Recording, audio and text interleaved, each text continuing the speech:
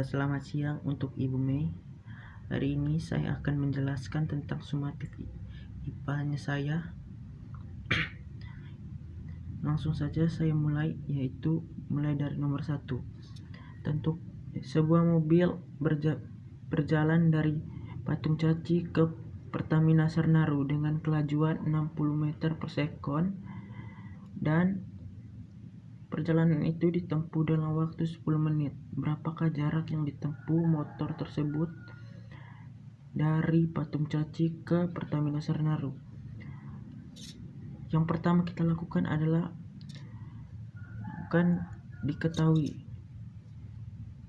Yang diketahui adalah V-nya, yaitu kelajuannya, dan T adalah waktunya. Kelajuannya itu 60 meter per sekon, itu sudah pas, dan T-nya itu karena dia 10 menit kita ubah ke sekon, jadi 10 dikali dengan 60 jadi 600 detik atau 600 sekon.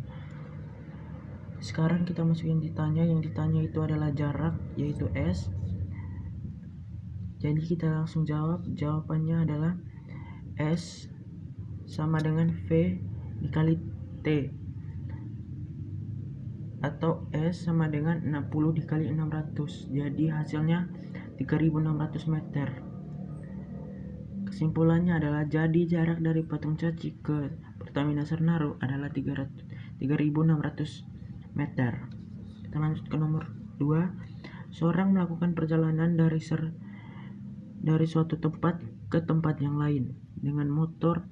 Apabila jarak yang ditempuh tersebut adalah 36 km dan ditempuh dalam waktu 30 menit, maka kelajuan dari bus tersebut adalah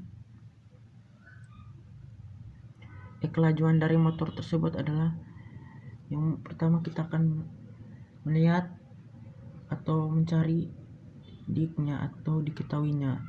Yang kita ketahui adalah S sama dengan 36 km, kita ubah ke meter menjadi 3600 meter, dan T nya itu 30 menit, kita ubah ke sekon menjadi 1800 sekon.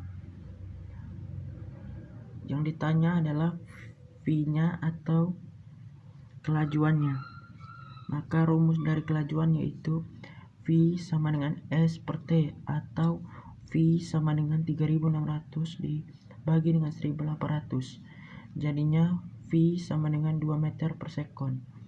Jadi kesimpulannya adalah, jadi kelajuan dari motor tersebut adalah 2 meter per sekon kuadrat. Kita lanjut ke soal nomor 3, yaitu gambarlah grafik GLB dan GLBB beserta dengan perbedaannya. Kalau GLB itu dia dari atas lurus, sedangkan kalau GLB gerak lurus berbeda beraturan, dia itu melengkung atau tidak lurus karena berbeda dia. Oke, kita lanjut ke soal nomor 4, yaitu hukum Newton. Hukum Newton 1 berbunyi setiap benda yang diam akan mempertahankan posisinya atau keadaannya kecuali ada gaya yang mengubahnya. Contohnya seperti ketika kita berada di dalam mobil dan tiba-tiba pengendara mobil itu merem, maka kita akan terdorong ke depan, tetapi kita akan mempertahankan keadaan kita dengan cara yaitu memegang bagian pegangan yang ada di mobil. Oke, untuk hukum Newton kedua adalah perubahan benda akan berbanding lurus dengan gaya yang dihasilkan. Contohnya seperti ketika kita mendorong meja yang bermasanya kecil dan meja yang bermasanya besar, percepatan lebih besar pada meja yang bermasanya kecil. Oke, kita lanjut ke hukum Newton 3. Hukum Newton 3 berbunyi ketika kita memberikan aksi, maka kita juga akan mendapatkan reaksi yang besarnya sama, hanya berlawanan arah, atau bisa disebut juga F aksi sama dengan F reaksi. Contohnya adalah ketika kita memukul tembok, tangan kita juga akan merasa sakit karena reaksi yang diberikan oleh tembok tersebut. Oke, kita lanjut ke soal nomor 5. Soal nomor 5 ini yang kita akan mencari diknya dulu, yaitu V1 sama dengan 5N.